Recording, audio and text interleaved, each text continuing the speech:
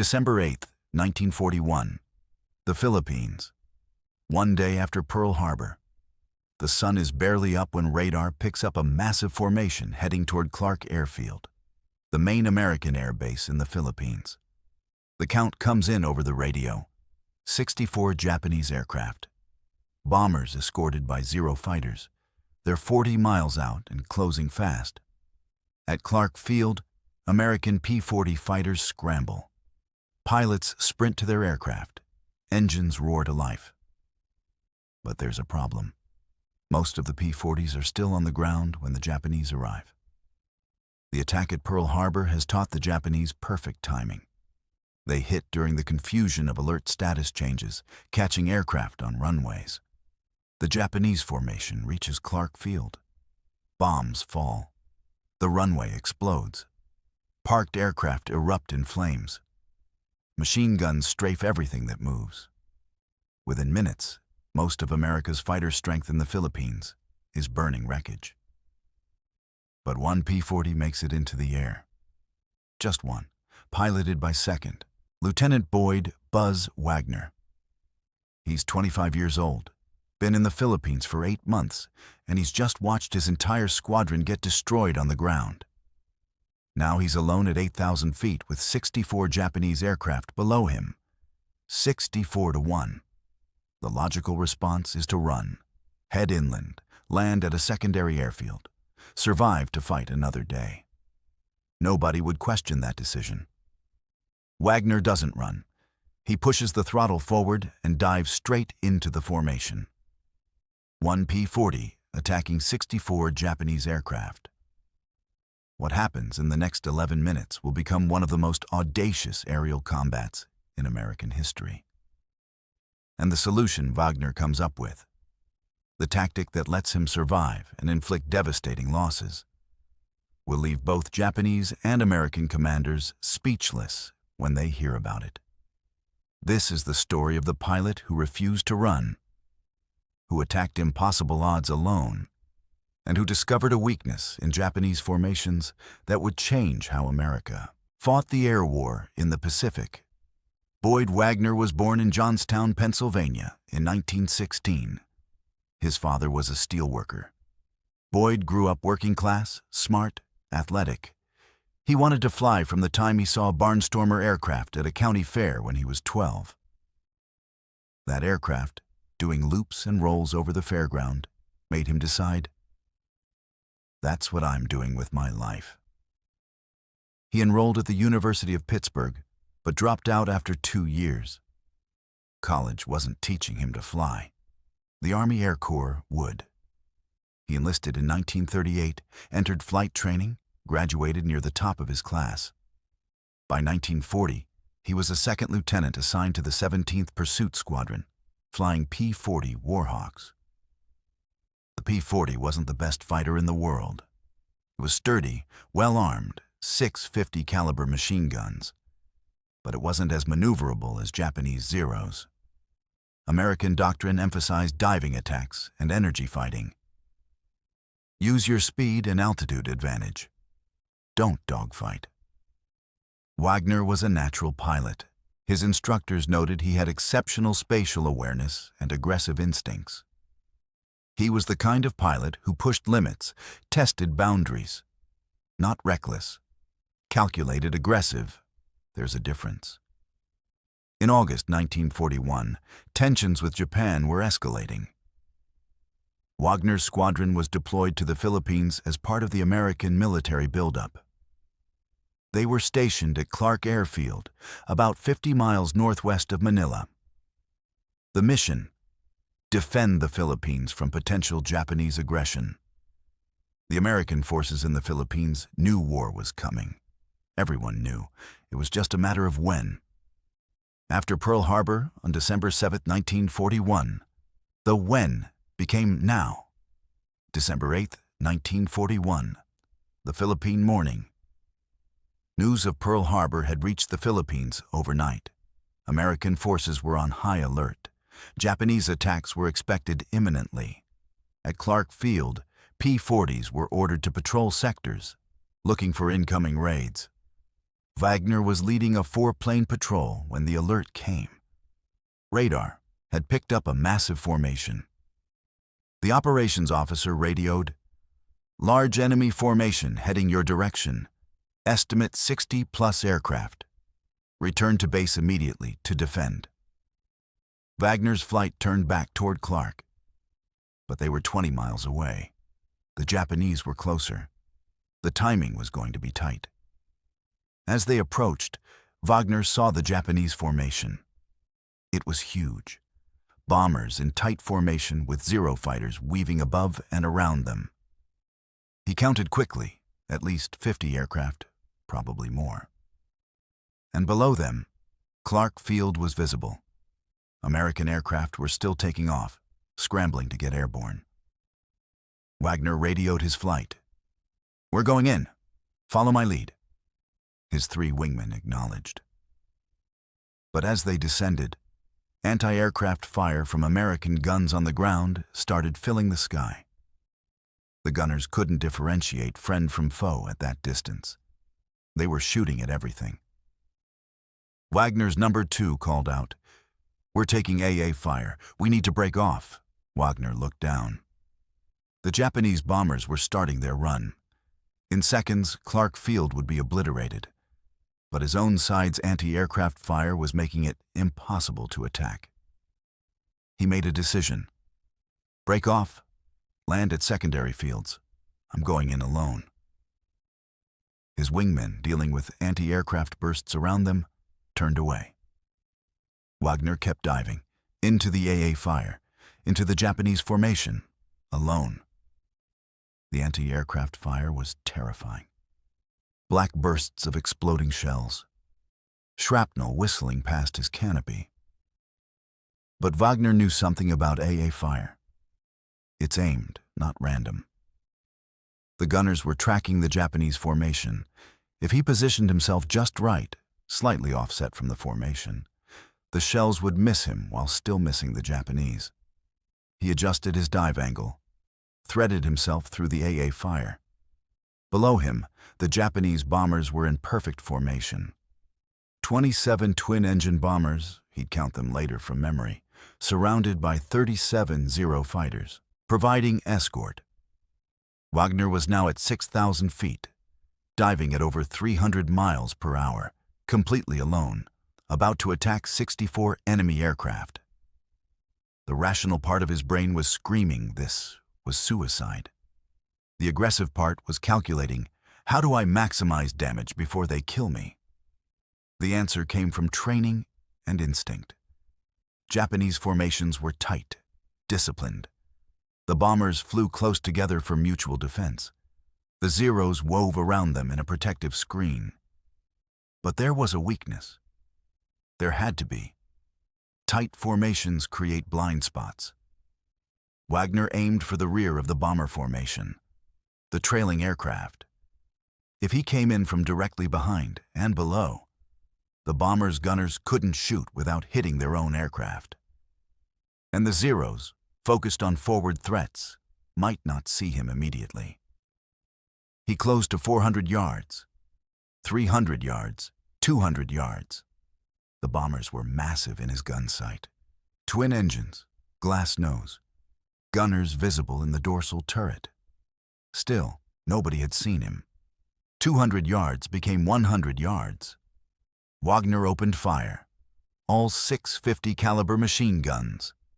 The tracers reached out, walked across the nearest bomber's left engine. The engine started smoking, then flaming. The bomber dropped out of formation. Now the Japanese saw him. The rear gunners started shooting, tracers everywhere. But Wagner was already rolling away, using his speed from the dive to zoom back up to altitude. The Zeros tried to follow, but he was faster. The P-40's dive speed was superior. He climbed back to 8,000 feet, looked down. The Japanese formation had tightened up, expecting another attack. The Zeros were now weaving more aggressively. They'd learned he was there. Wagner should have run. He'd gotten one bomber. Proven he wasn't abandoning the field, that was enough. But below him, The Japanese bombers were starting their bombing run over Clark Field. In seconds, they'd destroy everything. Every P-40 still on the ground, every building, every fuel dump. He couldn't stop them. One fighter can't stop 27 bombers. But he could disrupt them, make them break formation, delay the drop. Give American aircraft on the ground a few more seconds to take off. Wagner rolled over and dove again. This time, the Zeros saw him coming. 3 Zeros broke formation to intercept. Wagner ignored them, kept diving toward the bombers. The Zeros tried to follow his dive, but the P-40 was faster in a straight dive. They fell behind. Wagner reached firing range. Picked a different bomber. Same tactic, from behind and below. Opened fire. This bomber's right engine exploded. The aircraft rolled left, colliding with the bomber next to it. Both aircraft tumbled out of formation, wings tangled. 2 bombers down, but now the Zeros were on him. Wagner pulled hard, using his dive speed to climb. G-forces crushed him into his seat. His vision grayed at the edges. He held the pull. The P-40 climbed vertically, speed bleeding off, but gaining altitude. The Zeros tried to follow, but the P-40, despite being less maneuverable, could outclimb Zeros if you had speed first. Wagner's dive had given him that speed. He shot upward while the Zeros stalled out and fell away. Back at 8,000 feet. 3rd time. The Japanese formation was breaking up now. The tight discipline was gone. Bombers were spreading out. Zeros were everywhere, looking for him. Wagner had disrupted the formation. The bombing run was delayed. But he was also nearly out of ammunition. Each gun had about 200 rounds. He'd fired maybe 400 rounds total across 2 attacks. That left about 800 rounds remaining. Maybe enough for 2 more attacks, maybe. Below him, American P-40s were finally getting airborne. He counted 5, then 10, then 15. His sacrifice, attacking alone, had bought them time. Now help was arriving. But the Japanese still had massive numerical advantage. 64 aircraft against maybe 20 American fighters. Wagner decided on one more attack. He'd target the bombers again, try to get one more, then break off before his ammunition ran out completely. He rolled into his 3rd dive. This time, the Japanese were ready. The Zeros had positioned themselves better. As Wagner dove, 2 Zeros dove with him, matching his speed. They were firing at him from above and behind. Tracers streaked past his canopy. 1 round hit his left wing, then another. The P-40 shuddered but held together. Wagner ignored them, focused on the bombers, picked his target, a bomber that had separated slightly from the others. Got within range, fired. The bomber's fuel tank exploded. The aircraft disintegrated, pieces spinning downward. 3 bombers destroyed. Wagner pulled up again. The Zeros stayed with him this time. They'd figured out his pattern. Dive, shoot, climb. They were anticipating. 1 Zero got within firing range. Wagner felt impacts. Bullets hitting his aircraft. The control yoke jerked. Something in the tail section was damaged. The P-40 wasn't responding properly. He had seconds to decide. Keep fighting with a damaged aircraft, or run while he still could? The answer came from looking down. Clark Field was burning, but not as badly as it would have been if he hadn't disrupted the formation. And American P-40s were now engaging the Japanese. A full dogfight was developing. Wagner had given them the chance they needed. He'd done enough. Time to survive. Wagner rolled away from the fight, pointed his damaged P-40 toward the mountains. The Zeros followed for maybe 5 miles, then broke off. They were needed back at the main fight. 1 damaged American fighter wasn't worth pursuing. Wagner flew low over the jungle. His fuel was getting low. The damage to his tail was making the aircraft hard to control. He needed to land, but Clark Field was under attack. Where could he go? He remembered a small emergency strip about 30 miles south. Barely a runway, used for liaison aircraft. But it was something. He turned toward it, nursed his damaged fighter through the sky, landed hard on the rough strip. The P-40 bounced, skidded, but stayed together. Wagner climbed out. His hands were shaking. Adrenaline. He walked around his aircraft, counted the bullet holes. 23 hits. How had he survived? Within an hour, a jeep arrived. An Army officer jumped out. "Lieutenant Wagner, we heard on the radio, you attacked the entire Japanese formation alone?" Wagner nodded. "Somebody had to." "How many did you get?" 3 bombers confirmed. Maybe damaged 2 more. I'm not sure." The officer stared at him. 3 bombers against 64 aircraft. Jesus Christ. Wagner shrugged. They weren't expecting it.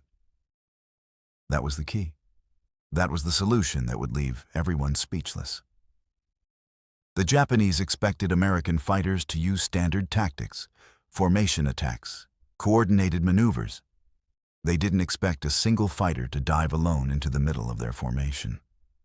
The audacity was so extreme, it created confusion.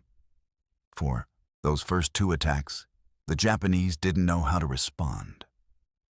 By the time they adapted, Wagner had disrupted their formation enough that other American fighters could engage effectively. His solo attacks had broken Japanese discipline, made them scattered, made them vulnerable. News of Wagner's action spread fast. Within 24 hours, every American pilot in the Philippines had heard the story. The lieutenant who attacked 64 Japanese aircraft alone, got 3 bombers, survived. More importantly, Wagner had discovered something about Japanese formations. They were rigid, disciplined. But that rigidity was exploitable. A single aggressive fighter attacking from an unexpected angle could disrupt the entire formation. The tight spacing that made Japanese formations strong also made them vulnerable to chaos. Wagner shared this insight with other pilots. Don't respect their formations. Attack through them. They'll break. They have to. They can't maintain formation discipline while maneuvering to engage you. This became foundational to American tactics in the Pacific. Aggressive attacks, even outnumbered. Disrupt formations. Create chaos. Don't let the Japanese fight their disciplined, coordinated battle. But there's more to Wagner's story. What happened in the days after December 8th is just as remarkable. The Philippines were collapsing. Japanese forces invaded from multiple directions. American and Filipino forces were retreating. The Air Corps was down to maybe 30 operational fighters. Wagner kept flying. Multiple missions per day. He was promoted to first lieutenant, then captain within 3 weeks. On December 12th, Wagner led a 2-plane patrol. He and his wingman spotted a Japanese bomber formation heading toward Manila. 8 bombers, 12 Zero escorts, 20 enemy aircraft against 2 P-40s. 10-1 odds. Wagner didn't hesitate.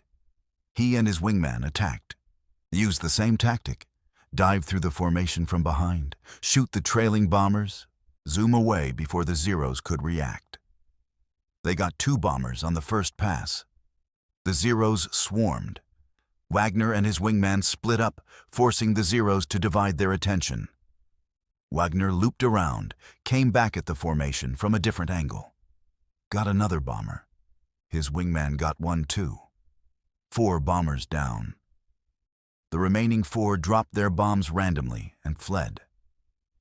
The mission was disrupted. Manila was spared that particular attack. Wagner's kill count was climbing. By December 16th, he had officially 7 confirmed kills. Possibly 10 or more if unconfirmed claims were counted. He was becoming America's first ace of World War II. But the situation was hopeless. The Japanese controlled the air. American forces were being pushed into the Bataan Peninsula. Orders came down. Evacuate key personnel. Wagner was on the evacuation list. His combat experience was too valuable to lose when the Philippines fell. He didn't want to go. Argued with his commanders. But orders were orders. On December 20th, Wagner and several other experienced pilots were flown to Australia. From there, they'd be reassigned to rebuild American air strength. Wagner spent the next 6 months in Australia and New Guinea, flying missions against Japanese forces. He continued developing aggressive tactics, teaching new pilots. His official kill count reached 9 confirmed. He was awarded the Distinguished Service Cross, America's second highest military decoration. Before we continue with the final chapter of Wagner's story, and it's a chapter that's both tragic and ironic, if you're fascinated by these untold stories of incredible courage and tactical brilliance, hit that subscribe button. This channel digs deep into military history to find the stories that textbooks skip over. The stories of individual soldiers, pilots, and sailors who changed the course of battles through sheer audacity. Don't miss the next one. In March 1942, Wagner was promoted to major. He was given command of a fighter group. At 25 years old, he was one of the youngest majors in the Army Air Corps. His experience from the Philippines was invaluable. He understood Japanese tactics better than almost any American pilot. But command meant less flying. Wagner hated it. He was a fighter pilot, not an administrator. He wanted to be in the cockpit, not behind a desk. He flew whenever he could, but command duties kept pulling him away. By November 1942, Wagner was a lieutenant colonel, still flying missions, still leading from the front. On November 29th, he was scheduled to fly a reconnaissance mission over Japanese-held territory in New Guinea. Routine patrol. Wagner had flown hundreds like it. He took off at 800 hours, solo flight in a P-40. The weather was marginal, low clouds, occasional rain. Visibility was poor, but Wagner was experienced. Poor weather didn't stop missions. At 8:47 hours, Wagner's P-40 crashed into a jungle hillside 40 miles north of Port Moresby. Witnesses reported seeing the aircraft emerge from clouds in a steep descent, pull up sharply, then spin into the ground. The P-40 exploded on impact. Wagner was killed instantly. Investigators later determined spatial disorientation, flying in clouds without visual reference. Wagner lost track of his aircraft's attitude. He thought he was level, but was actually in a spiral. When he emerged from the clouds, he was too low to recover. A simple, tragic pilot error. The kind that kills experienced pilots when they become complacent. Boyd "Buzz" Wagner was 26 years old. He'd survived attacking 64 Japanese aircraft alone. Survived dozens of combat missions against overwhelming odds. Survived the collapse of the Philippines. And he died in a weather-related crash on a routine patrol. The irony was crushing. The pilot who'd attacked impossible odds and won was killed by weather. Not by bullets, not by zeros, by clouds and disorientation. The Army Air Corps mourned. Wagner had been a hero, America's first ace, a pioneer of aggressive fighter tactics. His death was a significant loss, not just of a pilot, but of a teacher and innovator. But his legacy survived. The tactics he developed, aggressive attacks, formation disruption, diving through enemy formations rather than around them, became standard American practice. Fighter pilots in the Pacific used his techniques for the rest of the war. The phrase, "pulling a Wagner," became slang for attacking against overwhelming odds. His final kill count, Officially 9 confirmed, possibly 13 if unconfirmed claims are counted. He'd also destroyed numerous aircraft on the ground during strafing runs. His impact on American tactics was immeasurable. Let's return to that moment on December 8, 1941. Wagner, alone at 8,000 feet, watching 64 Japanese aircraft below him. That decision, to attack rather than run, defined everything that followed. Why did he do it? Courage, obviously. But more than that. Wagner understood something fundamental about combat. Audacity creates opportunities. The Japanese expected American fighters to follow doctrine. Wagner ignored doctrine, did the unexpected, created confusion. That confusion saved Clark Field from total destruction, gave other American fighters time to get airborne, disrupted the Japanese attack enough that casualties were lower than they would have been. Wagner's solution to facing 64 aircraft wasn't to outfight them. It was to out-audacity them. Attack so aggressively, so unexpectedly, that the Japanese formation couldn't respond effectively before he'd done damage and escaped. 3 bombers destroyed in 11 minutes of combat, against 64-1 odds, surviving despite 23 bullet hits to his aircraft. That's not luck. That's skill, courage, and tactical brilliance combined. The Japanese after-action reports from that raid, now available in archives, mention an American fighter that attacked with reckless abandon and caused significant disruption to formation discipline. They didn't know it was one pilot. They assumed it was multiple aircraft attacking from different angles. The idea that one P-40 could do that much damage seemed impossible. But Wagner had proven it was possible, and in proving it, he'd shown American pilots a path forward. You didn't need numerical superiority. You needed aggression and tactical surprise. You needed to attack through formations, not around them. You needed to make the enemy react to you, not the other way around. This philosophy spread through American fighter units. Aggressive tactics became the norm. By 1943, American fighter pilots in the Pacific were routinely attacking outnumbered, confident they could disrupt Japanese formations and survive. Wagner's December 8th attack was the proof of concept.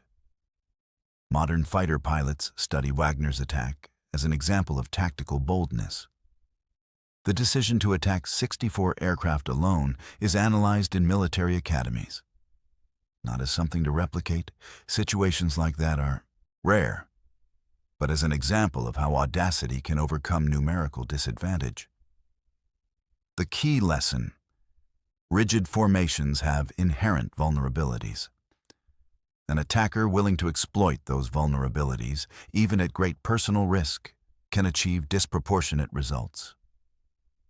Wagner attacked through the formation, not around it, targeted the most vulnerable aircraft, used speed to escape before the enemy could respond, repeated the pattern until the formation broke. That's the solution that left everyone speechless. Not a technological advantage, not a secret weapon, just pure aggression applied intelligently. Wagner looked at impossible odds and found the weakness, then exploited it brutally. His death 11 months later was tragic, but his tactical legacy lived on. American fighter pilots flew aggressively for the rest of the war. Japanese formations never regained the disciplined cohesion they'd had in December 1941. American tactics, pioneered by pilots like Wagner, had broken them. The P-40 Wagner flew that day, the one with 23 bullet holes, was repaired and flown again. It survived until 1943, when it was destroyed in a landing accident. But photographs exist. You can see the bullet holes in the fuselage, the damaged tail section. Physical evidence of what Wagner survived. His medals are displayed at the Air Force Academy, his Distinguished Service Cross, his Purple Heart, his Air Medal with clusters. The recognition he earned in those chaotic months after Pearl Harbor when America was losing and needed heroes. Boyd "Buzz" Wagner gave America a blueprint for fighting back. Attack aggressively. Disrupt formations. Don't respect the enemy's discipline. Exploit it. One pilot, one aircraft against impossible odds. Not just surviving, but winning. That's the story. December 8, 1941. 64 Japanese aircraft attack Clark Field. One P-40 attacks them back. The pilot's solution, diving alone through the formation, attacking from the blind spot, creating chaos, works. 3 bombers destroyed. The formation disrupted. American fighters given time to respond. Everyone who heard about it was speechless. The Japanese because they didn't know one aircraft could do that much damage. The Americans because they couldn't believe Wagner survived. But he did survive, and he taught others. And American fighter tactics evolved because of what he proved that day. Boyd Wagner, second lieutenant who became a lieutenant colonel in 10 months. America's first ace, pioneer of aggressive fighter tactics, dead at 26 in a weather accident, survived the impossible and was killed by the routine. Remember his decision, alone at 8,000 feet, 64-1, attack or run. He attacked, and changed how America fought the air war. That's the solution that left everyone speechless. Pure audacity. Calculated aggression. One pilot refusing to accept that impossible odds mean certain defeat. Sometimes impossible odds just mean you have to be more creative about winning. Wagner was creative. Wagner was aggressive. Wagner survived. And for 11 minutes on December 8, 1941, one American P-40 took on 64 Japanese aircraft and won. Speechless. That's how everyone reacted. Because nobody thought it could be done until Wagner did it.